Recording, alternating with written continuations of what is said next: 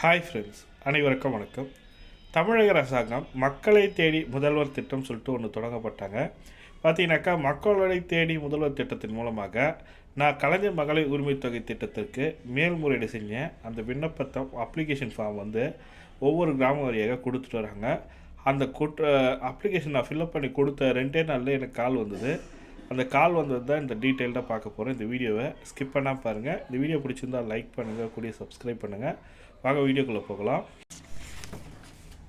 ஒரு நண்பர் பார்த்தீங்கன்னாக்கா யூடியூப்பில் கமெண்ட் பண்ணியிருந்தார். அவர் என்ன பண்ணார்னா, எனக்கு பணம் வரவில்லை சார், அதனால் திருச்சி கலெக்டர் ஆஃபீஸுக்கு போயிட்டு மனு கொடுத்தேன் சார். அன்று எனக்கு ஃபோன் வந்தது சார் சொல்லியிருந்தாங்க. அவங்களுக்கு என்ன ஸ்டேட்டஸ்ன்றது கேட்டு தெரிஞ்சதுக்கு பார்த்தீங்கன்னாக்கா, அவங்க சொல்லியிருக்கிறது பார்த்தீங்கன்னாக்கா, நாங்கள் கால் பண்ணாங்க சார், எங்களோட மகளிர் உரிமை தொகை திட்டத்தில் உங்கள் அப்ளிகேஷன் நிராகரிக்கப்பட்டதுக்கான காரணம் என்ன கேட்டாங்க சார். தகுதி இருந்தும் எங்களுக்கு வரவில்லைன்னு நாங்கள் சொன்னோம் சார், அதனால் நாங்கள் பரிசீலனை எடுத்துக்கிறோமான்னு சொல்லிட்டு கொடுத்துருக்காங்க. அதுவும் இல்லாத இந்த மாதம் எப்போ சார், இன்னும் டிசம்பர் மாதத்துக்கான 3வது தவணை புதிய அப்ளிகேஷன் யாராக செலக்ட் ஆகிருக்காங்கன்ற லிஸ்ட்டு இன்னும் கொடுக்கல. அன்றைக்குமா ஜனவரி மாதம் தான் சேர்த்து கொடுப்பாங்கன்றாங்க.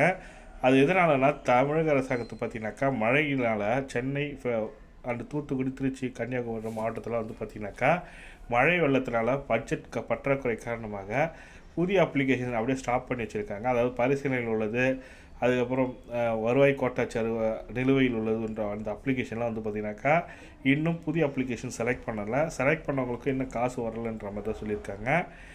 எனக்கு அக்கௌண்ட் நம்பர் தப்பாக இருக்கிறது சார், வந்த மெசேஜ் என்ன பண்ணுறது நான் சொல்லி கேட்டிருக்காங்க. இவங்க பார்த்திங்கனாக்கா, உங்களோட அப்ளிகேஷன் எங்கே கொடுத்தீங்களோ இசேவை மையத்துக்கு போய்ட்டு உங்களோட ரெஜிஸ்டர் ஆதார் நம்பர் ஓடிபி வச்சு உங்களோட அக்கௌண்ட் நம்பரை அப்டேட் பண்ண முடியும். மகளிர் உரிமை தொகை திட்டத்தில் ஆன்லைன் வெப்சைட் மூலமாகவும் நீங்கள் அப்டேட் பண்ணலாம். அதே போல் இவங்க கலெக்டர் ஆஃபீஸ் மூலமாக மனு கொடுத்துருந்தாங்க. அதே போல் மக்களை தேடி முதல்வர் திட்டத்தில் நீங்கள் நேரடியாக சென்று மனு அளிக்கலாம். அந்த மனுவை பார்க்கலாம். பார்த்தீங்கன்னாக்கா, இது கிராம பகுதியில் உள்ள எங்கள் கிராமத்தில் இதை கொடுத்துருக்காங்க. திராவிட மாடல் அரசின் நலத்திட்ட பயன்பெறும் படிவம் சொல்லிட்டு கொடுத்துருக்காங்க. இந்த அரசுக்கிட்டும் நம்ம மனு கொடுத்தீங்கன்னா அது என்ன மனுன்றதை பேஸ் பண்ணி உங்களுக்கு கொடுப்பாங்க. மாவட்டம், சட்டமன்ற தொகுதி, ஊர் பெயர், குடும்ப தலைவர் பெயர் எல்லாமே கேட்டிருக்காங்க. உங்களோட அக்கௌண்ட் நம்பர், உங்கள் ஃபோன் நம்பர் கேட்டிருக்காங்க. வயது, பாலினம், ரதம் எல்லாமே ஜென்ரல் அப்ளிகேஷன் தான். ஜென்ரலாக கொடுக்குற மாதிரி தான் இருக்கும். பூத் எண்ணெலாம் அவங்களே ஃபில்அப் பண்ணிக்கிறாங்க. எங்கள் கிராம பகுதியில் ஃபில் பண்ணிக்கிறாங்க. புதிய குடும்ப அட்டை எண், அவங்க குடும்ப அட்டை எண் என்னன்றோ அது மென்ஷன் பண்ணுங்கள்.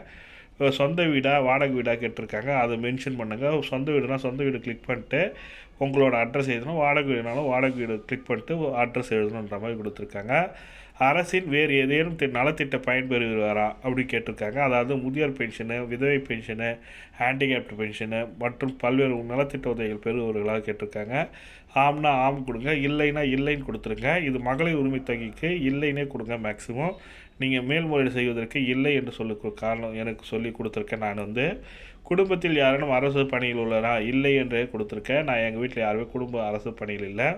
சொந்தமாக நிலம் உள்ளதாக கேட்டிருக்காங்க. என்கிட்ட சொந்தமாக நிலம் இருந்தால் ஆம் கொடுங்க, இல்லைன்னா இல்லைன்னு கொடுத்துருக்கேன். நான் இல்லைன்னு தான் கொடுத்துருக்கேன். நீங்கள் விண்ணப்பிக்க விரும்பும் அரசின் நலத்திட்டம் சொல்லிட்டு கேட்டிருக்காங்க. நான் பார்த்தீங்கன்னாக்கா, மகளிர் உரிமை தொகை திட்டத்திற்கு விண்ணப்பிக்க விருப்பம் தெரிவிக்கிறேன். அப்படி இல்லைன்னா நீங்கள் என்ன திட்டத்துக்கு நீங்கள் விண்ணப்பிக்கணும்னு நினைக்கிறீங்க அந்த திட்டத்தை விண்ணப்பிக்கலாம். உங்களோட தொழில் என்னன்னு கேட்டிருக்காங்க. நீங்கள் என்ன செய்கிறீங்க, விவசாயமா, மாதச்சம்பளமா, இல்லை சுய தொழிலா, கூலி வேலையா, இல்லை வேலை இல்லையான்னு கேட்டிருக்காங்க. இது மாதிரி ஜென்ரலாக தான் ஒரு அப்ளிகேஷன் ஃபார்ம் கொடுத்துருக்காங்க. நான் இது மகளிர் உரிமை தொகை திட்டத்தில் விண்ணப்பிக்க விரும்ப அரசு நலத்திட்டங்களையும் நான் விருப்பம் தெரிவிச்சிருக்கேன். அதுக்கடுத்து பேக் எண்ட்லேயே பார்த்தீங்கன்னா, குடும்ப உறுப்பினர் விவரம் சொல்லி கேட்டிருக்காங்க. உங்கள் குடும்பத்தில் எத்தனை பேர் இருக்காங்களோ அந்த விவரத்தை ரேஷன் கார்டில் இருக்கிற மாதிரி எழுதுங்க. பெயர், பாலினம் ஆனா பெண்ணா சொல்லுங்கள். வயது என்னன்னு சொல்லி கொடுங்க. உறவு முறை குடும்ப தலைவரை பேஸ் பண்ணி எழுதுங்க. இப்போ குடும்ப தலைவர் தான் கேட்டிருக்காங்க. என்னோடய பெயர், அதுக்கப்புறம் என் ஒய்ஃபு, என் பசங்க பேரெலாம் எழுதிக்க வேண்டியதான். கல்வி தகுதி, தொழில், வாக்காளர் அடையாள இருந்தால் கொடுங்க, இல்லைனாலும் ஒன்றும் ப்ராப்ளம் இல்லை. தொலைபேசி எண் அண்ட் குறிப்பு கொடுத்துருக்காங்க. இது மாதிரி ஒரு அப்ளிகேஷன் முதல்வர் திட்டத்தில் கொடுத்துருக்காங்க. இதை பேஸ் பண்ணி நீங்களும் அப்ளை பண்ண பாருங்கள். எனக்கு இந்த கொடுத்துருக்காங்க. இந்த அப்ளிகேஷனை கொடுத்து 2 நாளில் எனக்கு மேல்முறையீடு செஞ்சு அதுக்கான ஆப்ஷன் ஃபோன் பண்ணி கேட்டிருக்காங்க. அந்த தகவல் தான் ஷேர் பண்ண நினச்சேன். இந்த அப்ளிகேஷன் ஃபார்ம் வேணும்னு நினைக்கிறவங்க டிஸ்கிரிப்ஷன் லிங்கில் கொடுக்குறேன். கிளிக் பண்ணி டவுன்லோட் பண்ணிங்க. நீங்களும் அப்ளை பண்ண பாருங்கள். தேங்க்யூ.